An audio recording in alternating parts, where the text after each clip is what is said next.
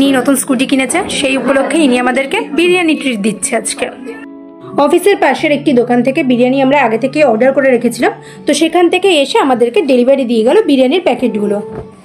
আমাদের অফিসের রেগুলার লাঞ্চের খাবার হোক বা যে কোনো অনুষ্ঠানের খাবার, সব কিছুই ইনি সার্ভ করে দেন সবাইকে। আমার পাতে পড়ে গেছে গরম গরম বিরিয়ানি। বিরিয়ানিটার মধ্যে নরম নরম আলু মেখে, কাঁচা লঙ্কা ডলে, তার মধ্যে অল্প করে চিকেন নিয়ে এই যে বাইটটা দেওয়া হচ্ছে, এটা টেস্টই আলাদা রকম লাগে। বিরিয়ানিটা ঠিক যতটা ঝরঝরে ছিল, চিকেনটাও ঠিক ততটাই ফ্রেশ ছিল, আর খুব ভালোভাবে চিকেন এবং আলুর মধ্যে মশলা ঢুকেছিল।